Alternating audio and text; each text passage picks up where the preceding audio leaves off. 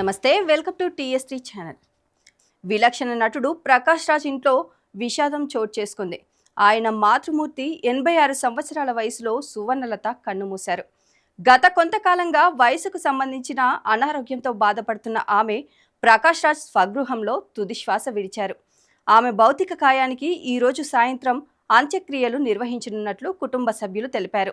ప్రకాష్ రాజ్ తల్లి మరణం తెలిసి సెలబ్రిటీలు సంతాపం తెలియజేస్తున్నారు. ప్రకాష్ రాజ్ది కర్ణాటక. తల్లి సువర్ణలత జీవితం చిన్నప్పటి నుంచి కష్టాలమయం. పెళ్లికి ముందు ఆమె ఎన్నో కష్టాలు అనుభవించారు. ఆమె ఒక అనాథ క్రిస్టియన్. చిన్నప్పుడు ఆసుపత్రిలో నర్సుగా పనిచేసింది. ఈ క్రమంలో ఆ ఆసుపత్రిలో వైద్యం కోసం వచ్చిన ఒక వ్యక్తితో పరిచయం ఏర్పడింది. ఆ పరిచయం కాస్త ప్రేమగా మారింది. కొన్నాళ్ళు ప్రేమించుకొని పెళ్లి చేసుకున్నారు. వీరికి 3 సంతానం. మొదటి సంతానం ప్రకాష్ రాజ్, తర్వాత చెల్లి, తమ్ముడు ఉన్నారు. ప్రకాష్ రాజ్ చిన్నప్పుడు స్టేజ్ యాంకర్గా చేశాడు. అనేక నాటకాలు ప్రదర్శించాడు. వీరిది పేద కుటుంబం. దీంతో పిల్లల్ని స్కూల్కి పంపించే పరిస్థితి కూడా లేదు. ఫ్యామిలీని పోషించడం కోసం నాటకాలు ప్రదర్శించేవారు. అలా సినిమాల్లోకి వచ్చాడు. తమిళ దర్శకుడు కె బాలచందర్ ప్రకాష్ రాజ్ని చూసి సినిమాల్లోకి పనికొస్తాడని ఇండస్ట్రీకి తీసుకొచ్చాడు.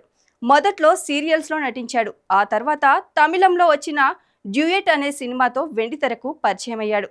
కొన్నాళ్ళకి సంకల్పం అనే చిత్రంలో తెలుగు చిత్ర పరిశ్రమకు పరిచయమయ్యాడు. కొన్ని సినిమాల్లో హీరోగాను నటించాడు ప్రకాష్ రాజ్. హీరోగా, విలన్గా, క్యారెక్టర్ ఆర్టిస్ట్గా మెప్పించాడు. ఇప్పుడు విలక్షణ నటుడిగా రాణిస్తున్నారు.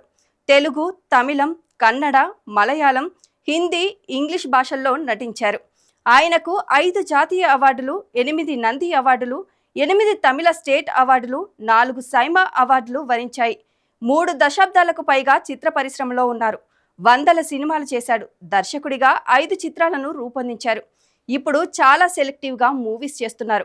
ఇటీవల సరస్వతి చిత్రంలో మెరిసిన ఆయన ఇప్పుడు మహేష్ బాబు, రాజమౌళి కాంబినేషన్లో వస్తున్న వారణాసి చిత్రంలో నటిస్తున్నారు. ఈ వీడియో కనుక మీకు నచ్చినట్లయితే లైక్ చేయండి, షేర్ చేయండి. మరిన్ని అప్డేట్స్ కోసం మా ఛానల్ని సబ్స్క్రైబ్ చేసుకోండి.